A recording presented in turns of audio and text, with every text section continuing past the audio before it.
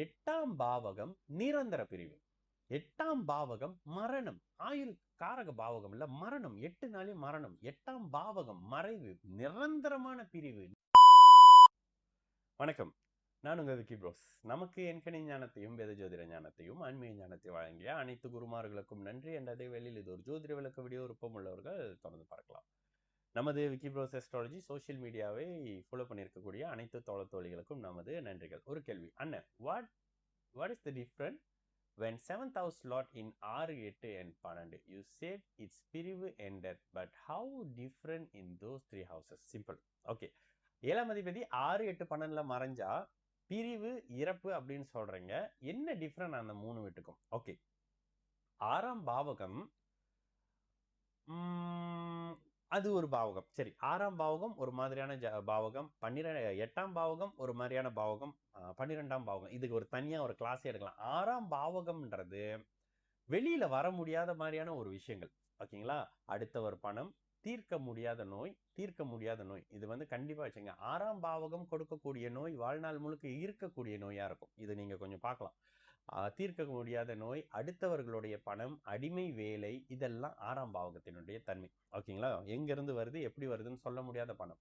8ஆம் பாவகம் நிரந்தர பிரிவு. 8ஆம் பாவகம் மரணம். ஆயுள் காரக பாவகம் இல்ல, மரணம். 8 நாளே மரணம். 8ஆம் பாவகம் மறைவு, நிரந்தரமான பிரிவு, நிரந்தரமான இழப்பு. பேராசை. 8ஆம் இடத்துல இந்த கிரகம் வந்தா பேராசையில நஷ்டமாவீங்க, திரும்ப வராது. அஷ்டம சனியில போன காசு திரும்ப வராதுன்னு ஏன் சொல்றோம்? பேராசையால இழந்தது நிரந்தரமா போயிருச்சு, நிரந்தரமா போயிரும். 12ஆம் பாவகம் விரயம். ஓகேங்களா? 3க்கும் டிஃபரெண்ட் பாருங்க பிரதர். இதுல என்னன்னா, இந்த 3 டிஃபரெண்ட் உங்களுக்கு மைண்ட்ல இருக்கணும் பலன் சொல்லும் போது. 12ஆம் பாவகத்துல நீங்க விரயம் பண்ண போறீங்க. அந்த பாவகத்தை விரயம் பண்ண போறீங்களா, அந்த நபரை விரயம் பண்ண போறீங்களா, அந்த காரகத்தை விரயம் பண்ண போறீங்களா? ஓகேங்களா?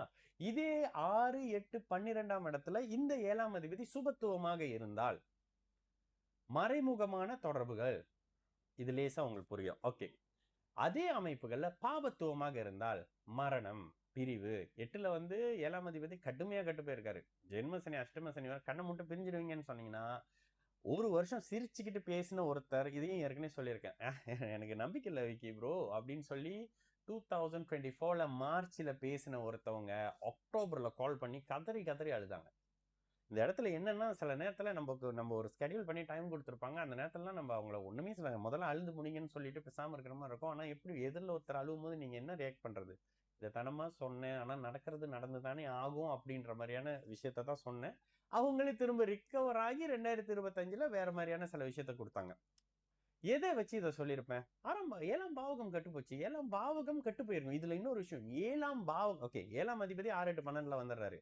7ஆம் பாவகம் எப்படி இருக்கு? 7ஆம் பாவகத்தை சுபர் பாக்குறாரு, 7ஆம் அதிபதி உச்சமா இருக்கிறாரு அப்படின்னு வச்சுக்கோங்களேன்.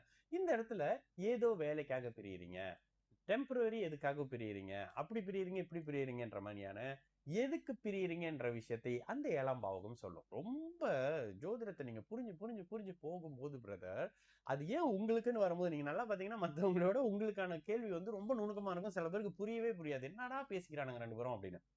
ஆனா உங்களுக்கு புரியும்ன்றது எனக்கு புரியுது.